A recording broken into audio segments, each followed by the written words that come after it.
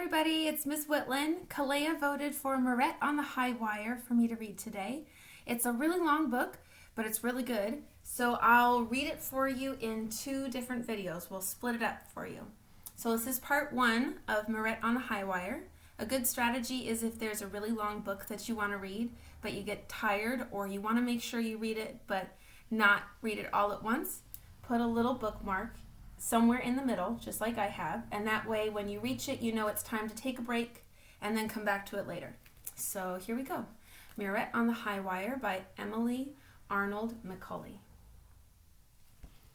And it has the Caldecott medal, which we've talked about in class, means that it's a really good book. So whenever you see a Caldecott medal, it's probably going to be a book you'll like. Mirette on the High Wire. This book takes place in France, and I know we had some kids this week saying they wanted to learn a little bit of French, so this will be fun for you. Mirette on the High Wire.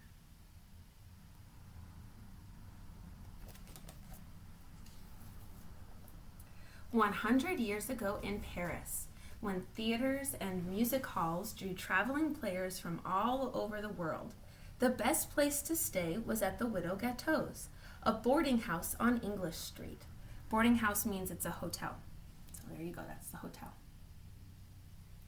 Acrobats, jugglers, actors, and mimes from as far away as Moscow and New York reclined on the widow's feather mattresses and devoured her kidney stews." So there she is cooking. Would you eat a kidney stew? Maybe just a bite to give it a try. See if you like it. Madame Gatteau worked hard to make her guests comfortable, and so did her daughter Mirette.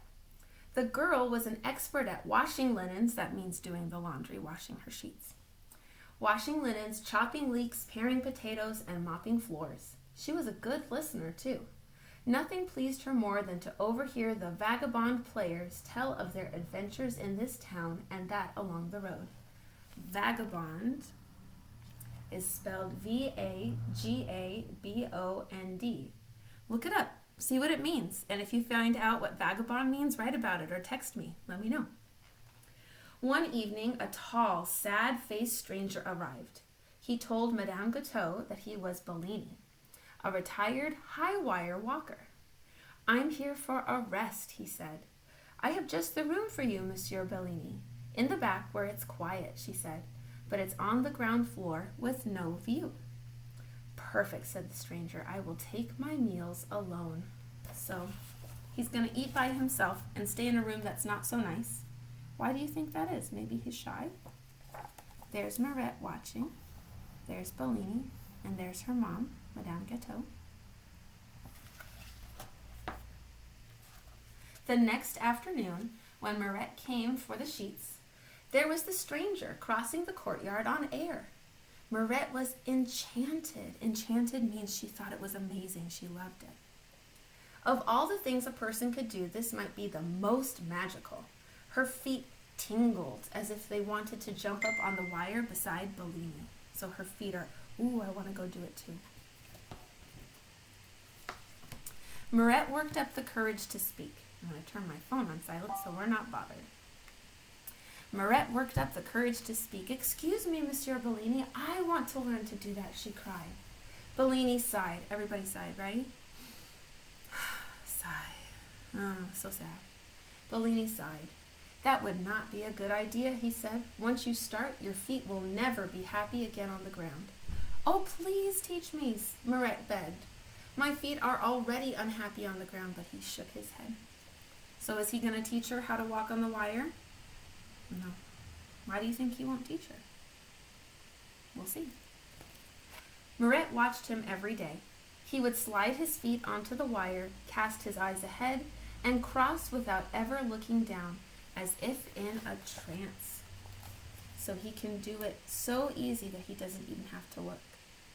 Mirette looks like she wants to do it too. Would you want to walk on the high wire?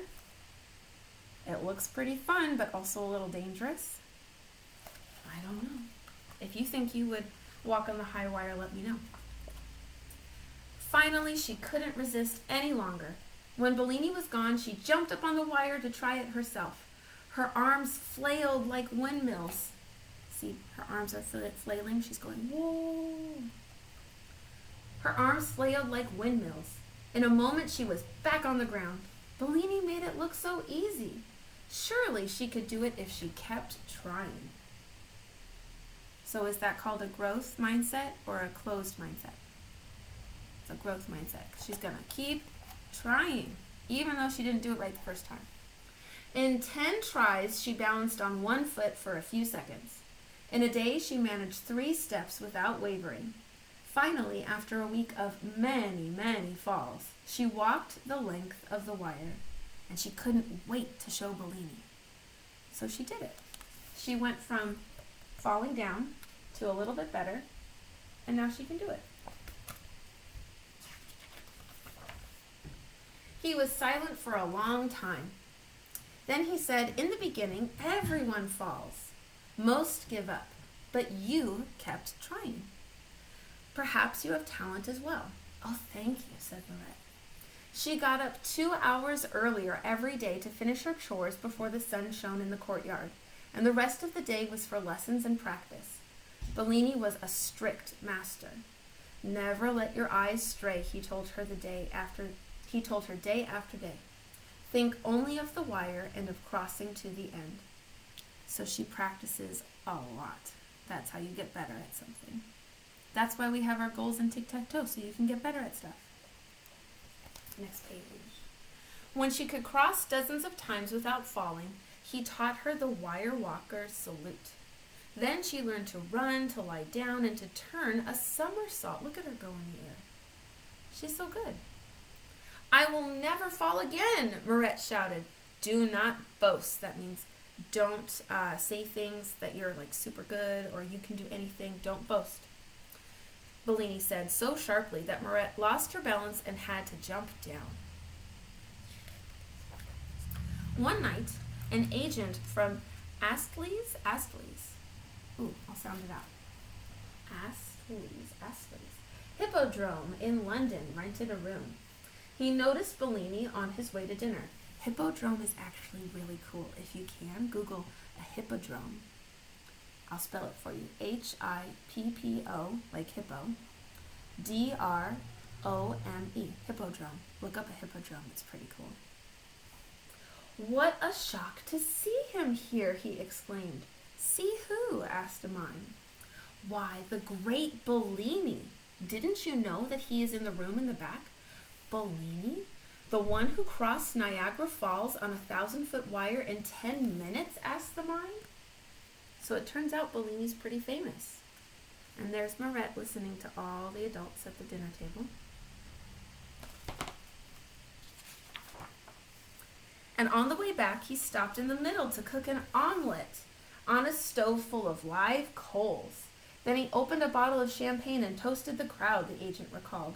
My uncle used to talk about that, said a juggler. So Bellini, they say, used to go across Niagara Falls. Look up Niagara Falls online. I'll post a picture so you can see it too. Niagara Falls.